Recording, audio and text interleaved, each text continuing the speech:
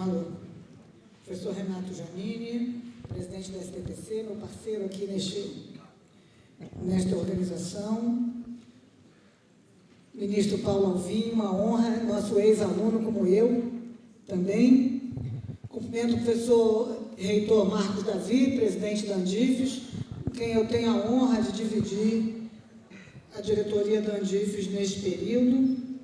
Também, querido professor Evaldo, ex-reitor, presidente do CNPq, secretário Wagner, prazer tê-lo aqui, minha querida amiga Luciana, reitora do IFB, querida professora Helena Nader, aqui também abrilhantando o evento, general Valdemar, presidente da FINEP,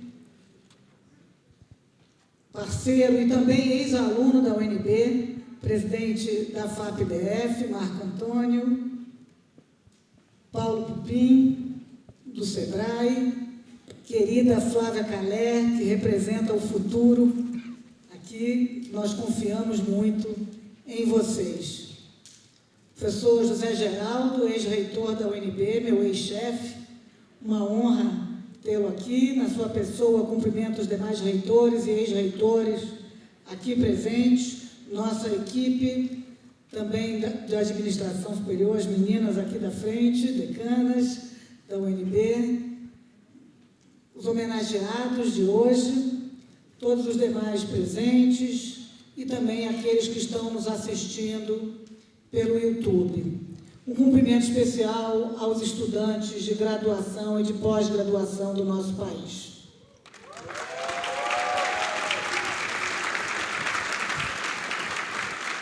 É com muito orgulho que a Universidade de Brasília recebe, a partir de hoje, até o próximo dia 30, a 74ª reunião anual da Sociedade Brasileira para o Progresso da Ciência, a SBPC.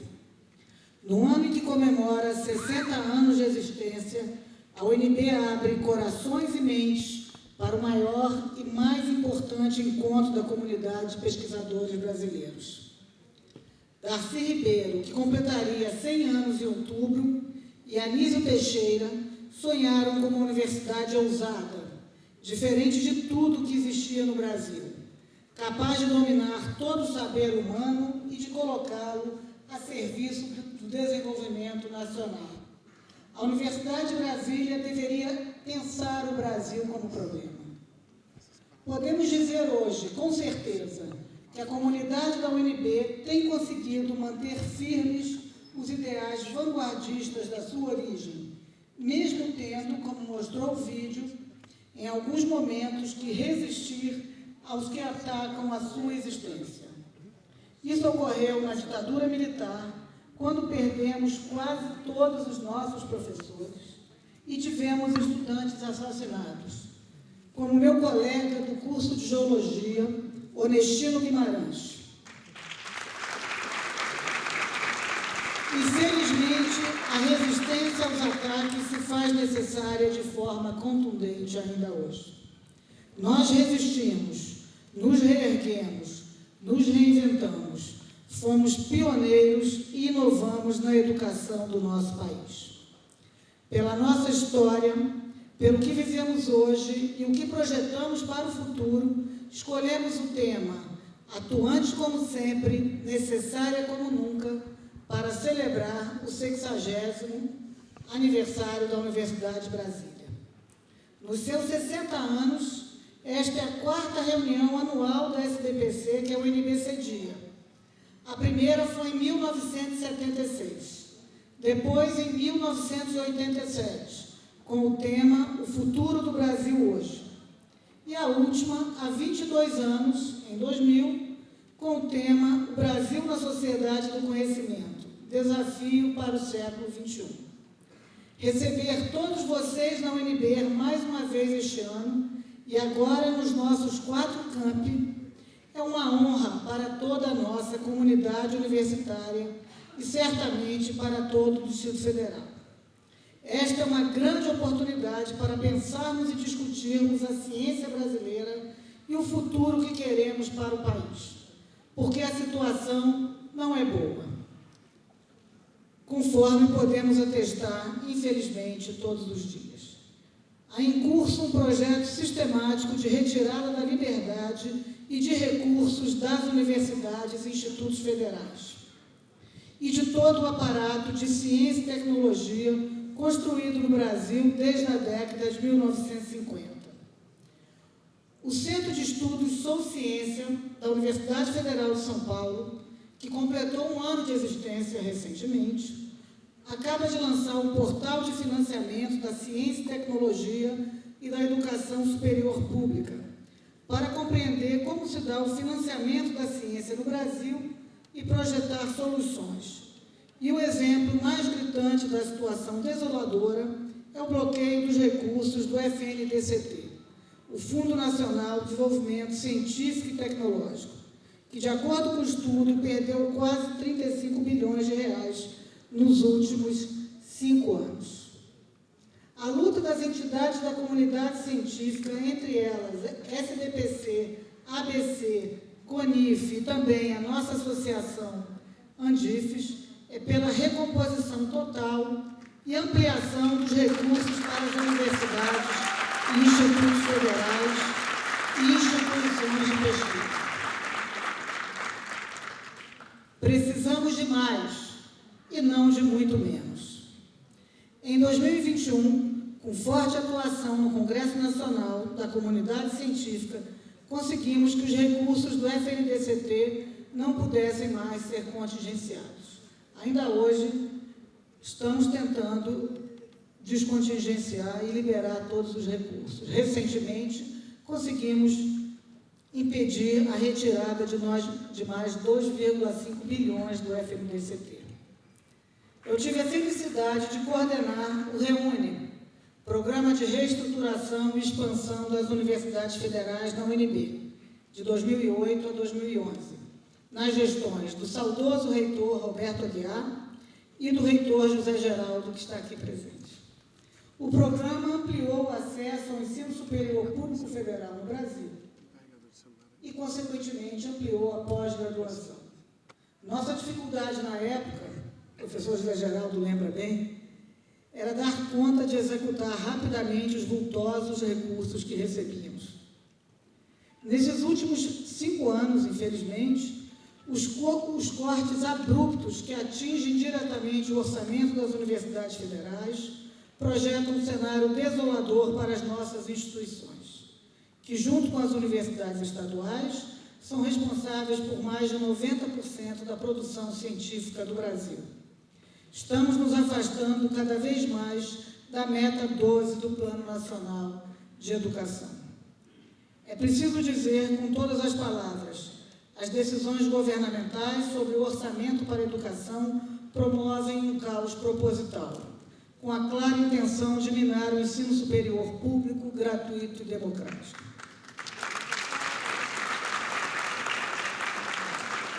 Retirar dinheiro do ensino superior é tornar ainda mais precária a vida de milhares de jovens brasileiros que sonham com um futuro melhor para suas famílias e o país. Essa atitude prejudica a permanência na universidade de estudantes em situação de vulnerabilidade socioeconômica e afasta os jovens da pesquisa científica e do próprio país. Prescindir da educação de qualidade, da ciência, da inovação e da tecnologia significa abrir mão da soberania nacional. Afinal, que país é este que não aprende suas lições? O que se viu nos últimos 2 anos, atravessados por uma pandemia, foram respostas claras e bastante objetivas da ciência brasileira e das universidades públicas. E esse é o lado positivo da atual realidade, se há algum. Isto é, a ciência brasileira segue viva, apesar de tudo, porque continuamos a trabalhar incansavelmente todos os dias e com muita paixão. Se nossos cientistas tivessem sido ouvidos efetivamente, milhares de vidas de brasileiros teriam sido poupadas nesse período.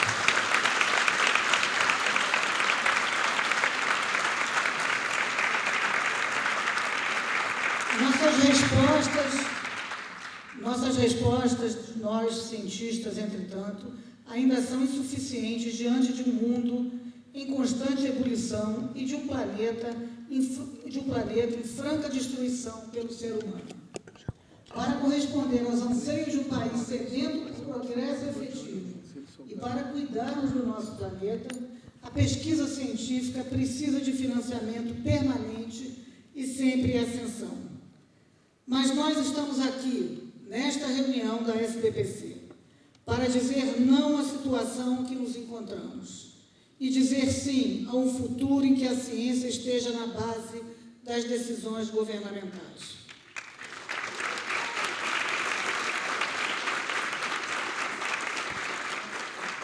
A sociedade brasileira não permitirá a continuidade do sucateamento proposital de um setor que promove inclusão e excelência. Não admitiremos a propaganda enganosa da balbúrdia, quando o que se faz na universidade é tão somente o cumprimento de missão delegada constitucionalmente por todos e para todos, desenvolver uma nação soberana e democrática a partir do conhecimento. Este histórico encontro da SBPC constitui oportunidade única para darmos visibilidade e voz a professores, pesquisadores e estudantes de todo o país, com um desejo: trabalhar em paz em prol do bem comum. Sobre o tema Ciência, Independência e Soberania Nacional, a vasta programação desta reunião da SBPC, nos formatos presencial e online, retrata essa grandeza. É momento de mostrar o que sabemos e fazemos. Que este encontro marque a retomada do valor justo e real da educação e da ciência, para que o Brasil saia da contramão e não se torne mais vulnerável nas respostas aos desafios locais e globais.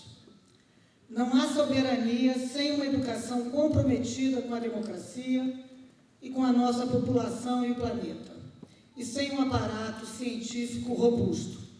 Por isso, também, gostaria que neste encontro, que ocorre em uma universidade federal, com a história que a UNB tem, fosse também firmado o compromisso claro da comunidade científica nacional e da SBPC com a autonomia universitária, que inclui a verdadeira liberdade de cátedra, legislação que garanta o financiamento das universidades federais, independentemente de governos, e o fim da lista tríplice para a nomeação de reitores, com respeito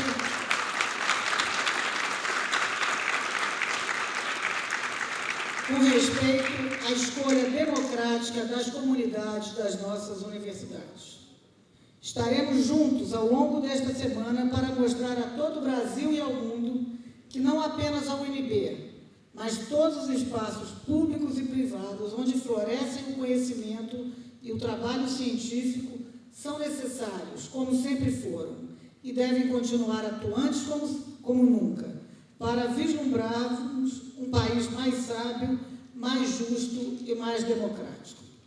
Em parceria com várias entidades e organizações governamentais e não governamentais, federais e do Distrito Federal, às quais agradecemos, a UNB se coloca de braços abertos para receber as comunidades universitárias e a sociedade brasiliense, brasileira e estrangeira em seus espaços de afeto e saber, construídos no cotidiano da capital há 6 décadas.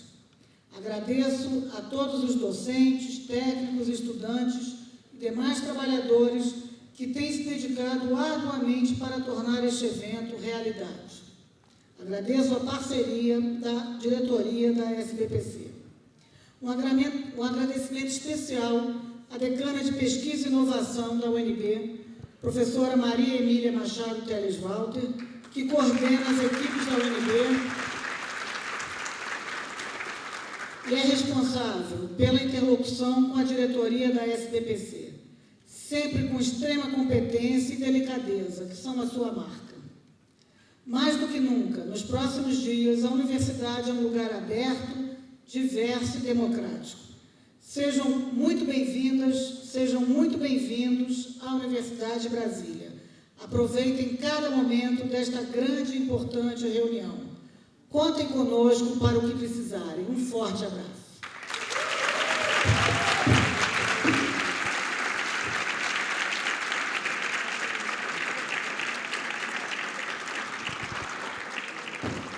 Registramos e agradecemos a presença do professor emérito da UNB, o geógrafo professor Aldo Paviani. Senhoras e senhores, ouviremos agora o presidente da Sociedade Brasileira para o Progresso da Ciência, SBPC, professor Renato Janine Ribeiro.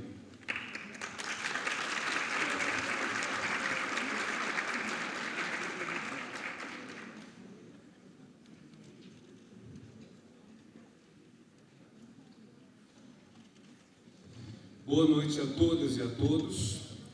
Eu quero saudar, na pessoa da reitora Márcia Abraão e do ministro Paulo Alvim, todas as pessoas que fazem parte da mesa, que essa noite está nos proporcionando falas tão interessantes, tão instigantes, e eu não vou procurar justamente na minha fala não repetir o que já foi tão bem dito, sobre a necessidade de termos orçamentos íntegros para a educação, de termos o respeito à educação e à ciência e tecnologia como pilares da construção do país, e também as falas instigantes e brilhantes dos nossos homenageados e dos que o saudaram. Vou procurar não repetir tudo isso.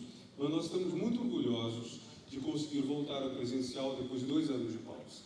Estamos muito contentes com isso e é claro que mantemos as conquistas do virtual, tanto que muitas das nossas sessões serão feitas ou virtualmente, ainda por uma precaução de saúde, mas também serão transmitidas, para que todos possam acompanhar, mesmo que não possam vir aqui.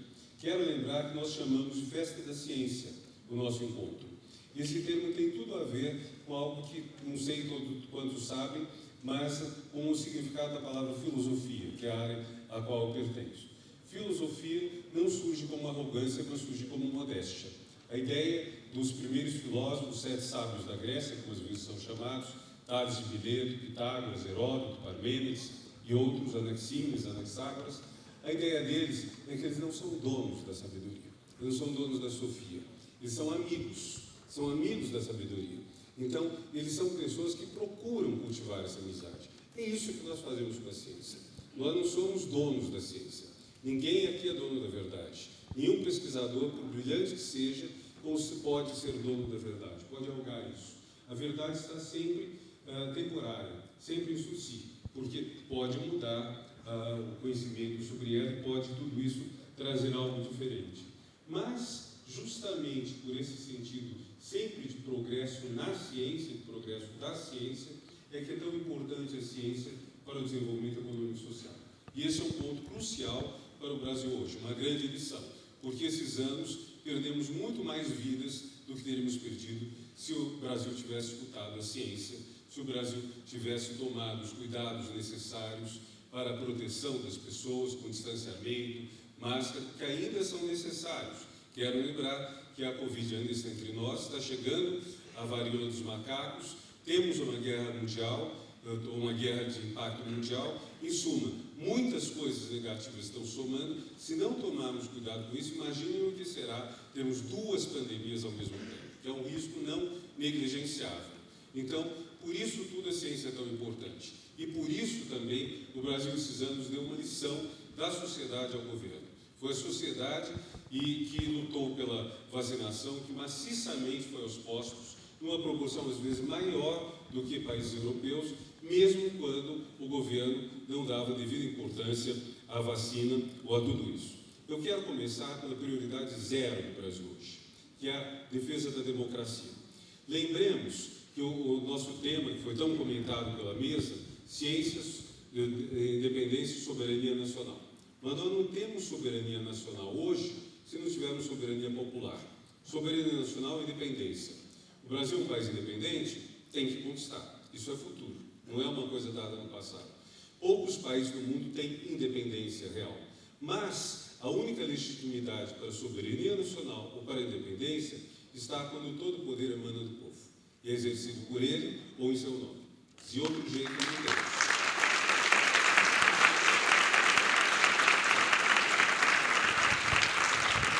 A SBPC sempre defendeu a democracia.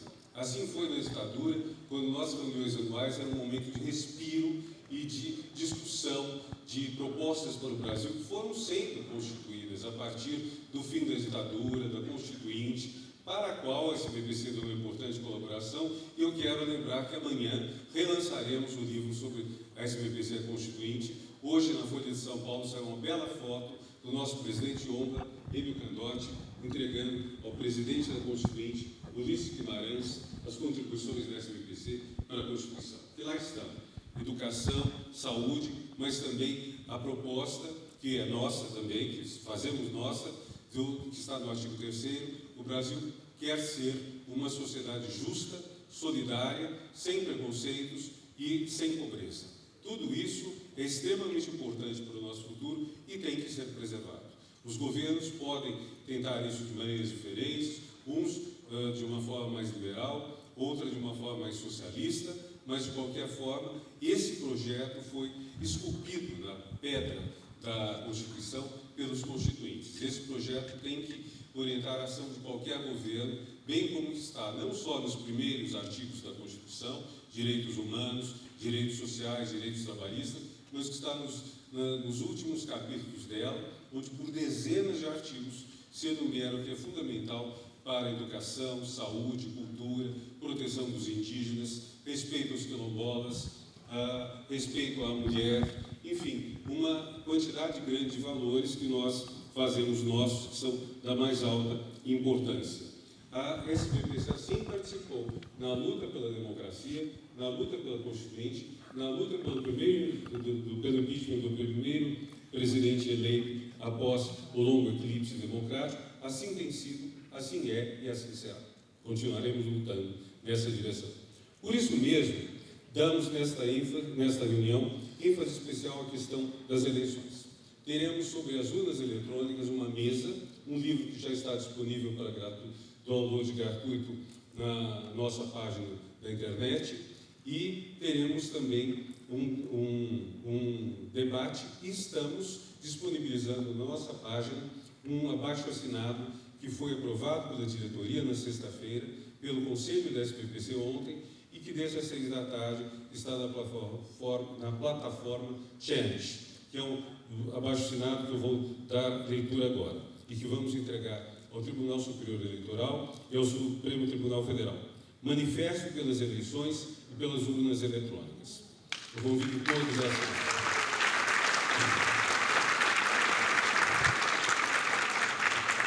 Os abaixo-assinados, membros da diretoria e do Conselho da Sociedade Brasileira para o Progresso da Ciência, seus secretários regionais, sócios e amigos da ciência em geral, manifestam por esse documento seu apoio à democracia, ao sistema eleitoral de renovação de governantes e representantes, e seu endosso às urnas eletrônicas, que têm funcionado muito bem há décadas neste país. Sem democracia e sem a participação de todos e todas, a vida social se empobrece. Posso complementar? A vida social fica pobre, sórdida, bruta e cruel.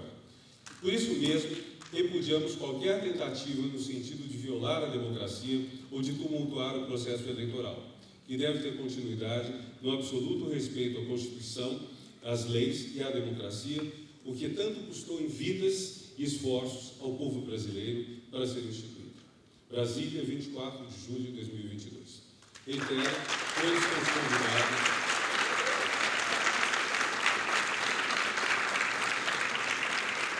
Todas estão convidadas para assinar esse documento que entregaremos aos ministros Carlos Veloso, aposentado, ex-presidente do TSE, Gilmar Mendes, do Supremo Tribunal, ex-presidente do TSE, na mesa redonda sobre urnas eletrônicas, no dia 29 de julho, último dia de atividades da reunião, sexta-feira, às 13 horas.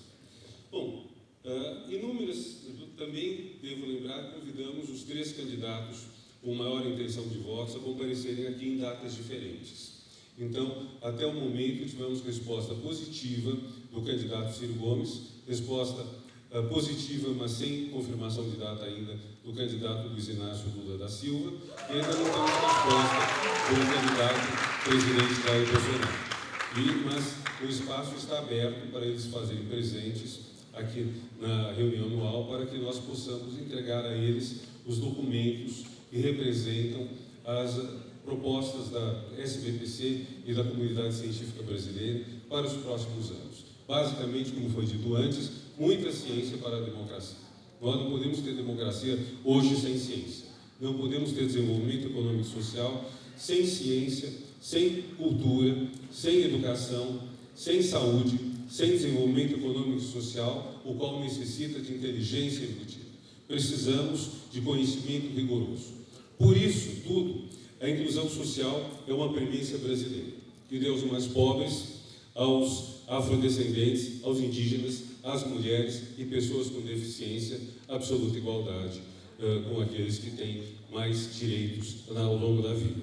Outra urgência é a defesa do meio ambiente, tão simbolizada pela Amazônia, e que é um dos 6 biomas brasileiros, constituindo o maior reservatório, junto com outros 8 países da América do Sul, de biodiversidade no mundo, então tendo um manancial de riquezas que podem ser exploradas no absoluto respeito aos povos da floresta.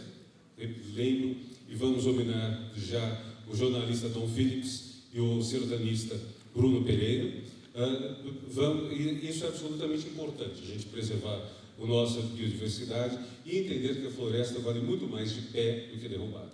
Ela não vale quase nada quando vira carbono. Ela vale muito. Ela vale muito quando lá crescem os primatas, dos quais falou o querido professor Milton Thiago de Mello, cujo ânimo, cujo entusiasmo invejamos todos e admiramos. Ela vale muito também no combate à fome, como foi ressaltado pelo professor Isaac Reutemann e também pelo professor Milton. Então, nós precisamos fazer tudo isso entendendo a importância da floresta de pé, dos povos da floresta e do que trará para a natureza. Não teria tempo para dizer tudo que esta reunião traz para o Brasil, neste momento tão difícil de nossa história. Mas não vamos desistir do Brasil, nem do que a ciência e a educação lhe trazem. Estamos juntos e unidos aqui. Em 1948, recém havia terminado a Segunda Guerra Mundial. E predominava a convicção de que a maior descoberta científica, ou talvez invenção, do século XX teria sido a bomba atômica.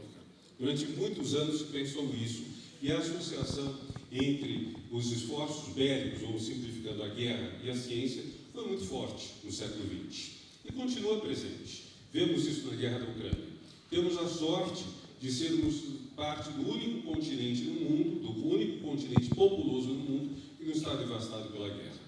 A linha tênue que separa Europa e Ásia está devastada pela guerra na Ucrânia. A África tem inúmeras guerras, nós estamos relativamente poupados disso. Porém, a ciência acaba sendo utilizada perversamente para a guerra. Contudo, menos de 10 anos depois da Segunda Guerra, se descobriu o DNA, se descobriu a estrutura do DNA. Mais tempo vai passando e nós vemos que o século XX representou um avanço gigantesco nas ciências da saúde, nas ciências da vida e, sobretudo, no efeito que isso traz para a saúde de todo mundo. Eu sempre lembro, expectativa de vida de 40 anos em média no começo do século XX, expectativa de vida de 70 a 80 anos hoje em dia, para quem está nascendo, os dois casos. Então, em 100 anos, dobrou a expectativa de vida. A qualidade de vida avançou tremendamente. A medicina teve avanços notáveis, a saúde coletiva, muitas outras áreas que juntam ciências biológicas, ciências humanas e, inclusive, ciências afros e engenharia. Todo esse avanço notável, desde 1900, em 120 anos, é algo que mostra o poder da ciência, mas mostra também que a pesquisa científica, embora uma parte dela continue voltada para a guerra, assumiu uma vocação para a paz. Então, eu diria hoje que a nossa prioridade não é a morte, não é matar.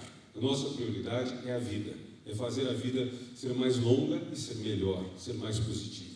Essa reunião anual é uma espécie de grande salão de discussões de como todo esse conhecimento pode melhorar a vida de todos nós. De todos nós, as pessoas que estão ausentes daqui, nós não estamos defendendo os interesses dos cientistas. Nós estamos defendendo os interesses da sociedade que podem ser proporcionados pela ciência.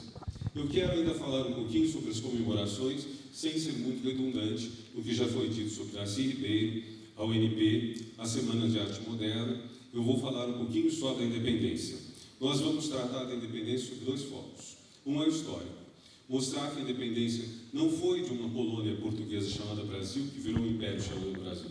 Foi de duas colônias portuguesas, a colônia do Brasil e a colônia do Grão-Pará, que se uniram, depois de 1822, para formar, sim, o que foi o Império do Brasil. E mais tarde, quase 100 anos depois, juntou-se o Acre. O Brasil hoje, então, ele tem vários componentes, e nós vamos tratar desses três componentes básicos. Também vamos discutir como a independência, infelizmente, não foi nada positiva para os negros, para os indígenas e para os pobres em geral. Quer dizer, nós tivemos um fracasso nesses pontos, o Brasil não trouxe nada de bom para eles, e isso com aquela hipocrisia típica dos tempos passados, em que a Constituição do Império, em momento nenhum, diz que mulheres não votam, apenas não as menciona, ou em momento nenhum diz que há escravidão, apenas salta e diz que vai ser mantida a propriedade. Essa hipocrisia nós temos que romper, por isso também temos que tratar disso. Mas mais que tudo devemos pensar que a independência é um projeto, não é um dado, não é algo que está no nosso passado. Não estamos apenas fuçando arquivos, com toda a importância que isso tem. Sou um fã de história, adoro ler história, mas não estamos apenas vendo o que aconteceu. Estamos discutindo o que tem que acontecer, o que depende de nós. O que depende de nós, dos nossos jovens, dos pós-graduandos, representados pela Flávia, dos graduandos, das crianças que aqui estão, como as duas meninas que estavam dançando enquanto se cantava o hino nacional, até se filmei um pouco, porque eu fiquei absolutamente encantado por isso. Então, todos esses pontos são muito importantes para nós. Então, finalmente, eu queria dizer a vocês, dar um pequeno depoimento. Nas páginas gloriosas da SBPC está a proibição pela ditadura militar da reunião anual que ia ser no Ceará, em 1977. E essa proibição causou uma verdadeira revolta na comunidade acadêmica brasileira. Era o mesmo ano em que o presidente, o ditador Geisel, fechou o Congresso, editou o pacote de abril. No entanto, a comunidade científica fez suas assembleias, reuniu, participei da assembleia na USP, e no dia seguinte, às 9 da manhã, estava na porta da SBPC, na rua Cardeal Arco Verde, perto de onde eu morava, para fazer minha inscrição. Me inscrevi naquela época, muito menos tempo do que o professor Milton, que está desde 1950, do que o professor Cláudio Fröhlich, que é nosso sócio desde 1949, o mais antigo de nossos sócios ativos, e o professor Cláudio também foi homenageado, só quero dizer isso como interessante curiosidade, pelo nome de um besouro que chama Claudiela, em homenagem a ele. Então temos na nossa história até espécies, como no caso do professor Milton, foram homenageadas.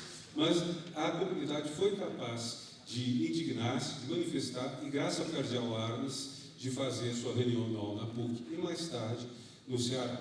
E eu queria terminar isso pedindo a vocês 5 vivas. Vamos primeiro dar um viva à Universidade de Brasília. Viva a UNB! Vamos dar agora um viva à ciência. Viva a ciência! Agora um viva a SBPC, na sua 74ª reunião anual. Viva! Um viva à democracia! Viva! E um viva ao Brasil! Viva nosso país! Muito obrigado a todos.